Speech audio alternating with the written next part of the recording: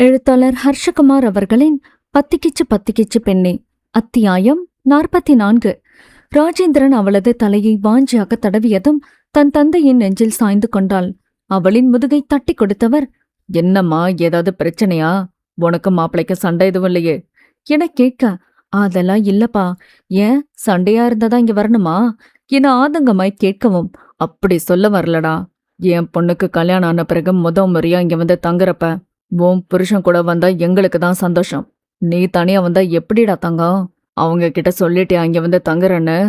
ஆடல் தயங்கியபடி, இல்லப்பா என்றாள். அத்தை உன்னை எப்படி பாத்துக்கிறா? உன்னை எதுவும் சொன்னாலா என கேட்கவும் பதறியவள், சா, அதெல்லாம் இல்லப்பா. அவங்க ரொம்ப நல்லவங்க. சாப்பாடு எனக்கு ஊட்டி விட்டு தான் அடுத்த வேலையை பார்க்க போவாங்க.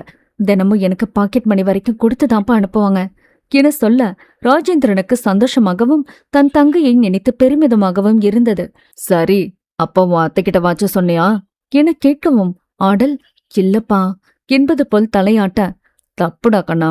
உன்னை நல்லா பாத்துக்கிற உன் அத்தைக்கிட்ட சொல்லிட்டு வரலாமே. இப்படி காலேஜ் போயிட்டு வந்துட்டு நான் இங்கே தங்கிக்கிறேன்னு சொல்றது தப்பில்லையா? அவங்க என்ன நினைப்பாங்க என அழுத்தமாய் கேட்கவும் ஆடலுக்கு தான் செய்தது தவறு என புரிந்து விட்டது. சாரிப்பா, காலேஜ்ல எக்ஸாம் டைம் ரொம்ப ஸ்ட்ரெஸ்ஸா வேற இருக்குப்பா. இவர் வேற படின்னு உயிரை வாங்குறாரு என சலித்து கொள்ளவும், யசோதா, அதான பார்த்தேன். எனக்கு தெரியாதா? அவர் உன்னை படிக்க சொன்னதாலதான் உனக்கு அங்க இருக்க பிடிக்காம இங்க வந்துட்ட. நான் கணிச்சது சரிதான் என்றாள். ராஜேந்திரன், அதான் விஷயமாடா என கேட்க, ஆமாப்பா என்றதும் தான் வேறு எந்த பிரச்சனையும் இல்லை என உணர்ந்த ராஜேந்திரனுக்கு நிம்மதியாக இருந்தது. என் பொண்ணு ஏற்கனவே நல்லாதான் படிப்பா. மாப்பிள்ள சொல்லி கொடுத்தா இன்னும் நல்ல மார்க் வாங்குவா. நீ வேணும்னா பாருடே என யசோதாவை வெறுப்பேற்ற, அப்படி சொல்லுங்கப்பா வெவ என பழிப்பு காட்டினாள் ஆடல்.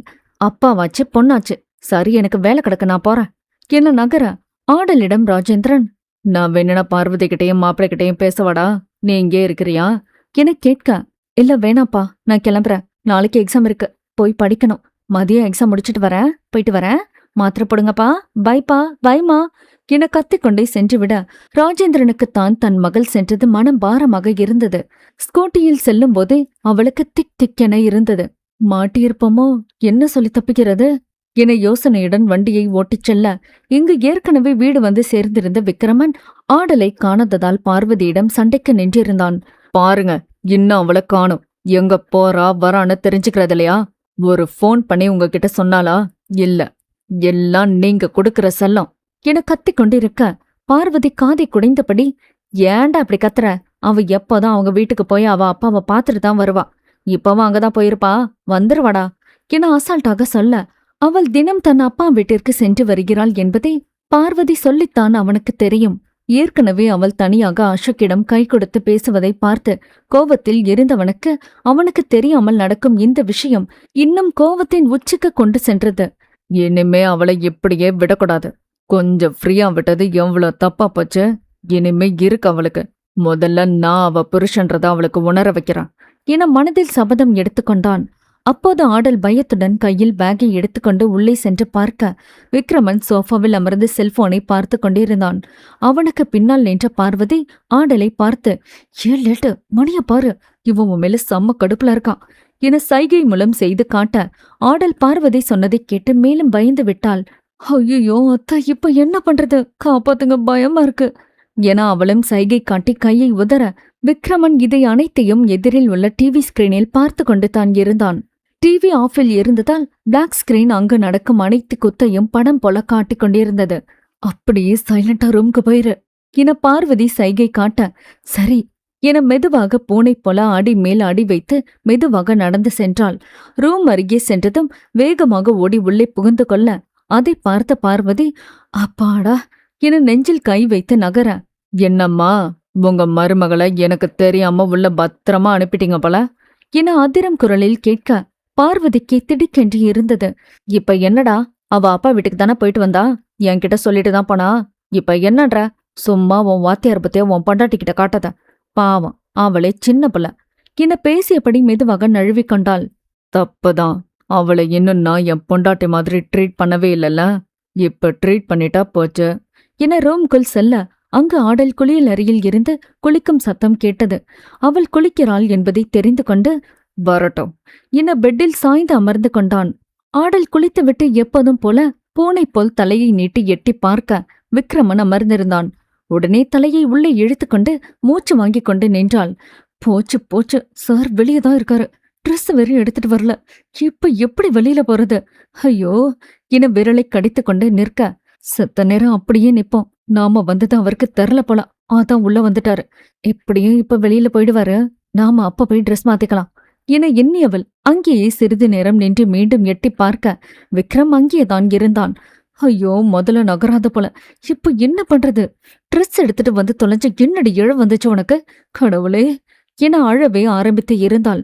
அப்போது டோர் சத்தம் கேட்க, அப்பாடி சார் போயிட்டாரு போல என நினைத்து மீண்டும் எட்டி பார்க்க அவள் பின்னால் நின்றிருந்தவன் சட்டென அவளின் முழங்கையை பிடித்து இழுக்க அவன் நெஞ்சின் மீது மோதி நின்றாள். ஆடலுக்கு கண்கள் இரண்டும் பயத்தில் பெரிதாகியது. அவனை அதிர்ச்சியில் உறைந்து போய் இமைக்காமல் பார்க்க விக்ரமனும் அவளைத்தான் பார்த்திருந்தான்.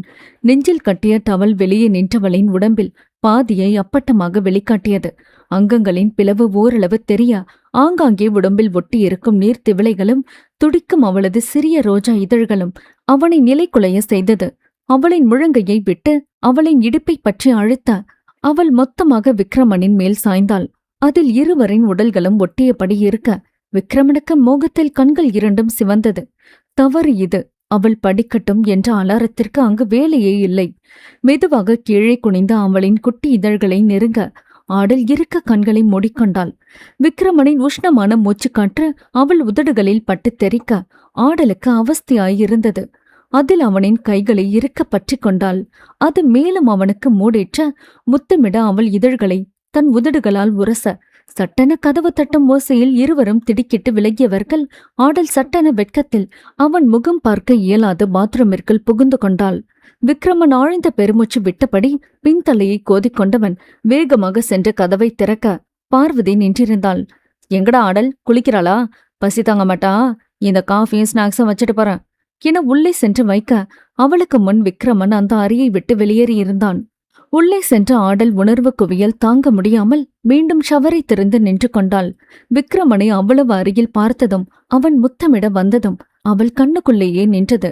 பிடிக்காமல் கல்யாணம் நடந்திருந்தாலும் விக்ரமன் மீது அவளை அறியாமல் ஏதோ ஒரு நிலையில் காதல் வசப்பட்டிருந்தாள். தாலி மேஜிக்காக கூட இருக்கலாம். சிரித்து கொண்டாள். வெட்கப்பட்டு நகத்தை கடித்து முகத்தை மூடி சந்தோஷப்பட்டு கொண்டாள்.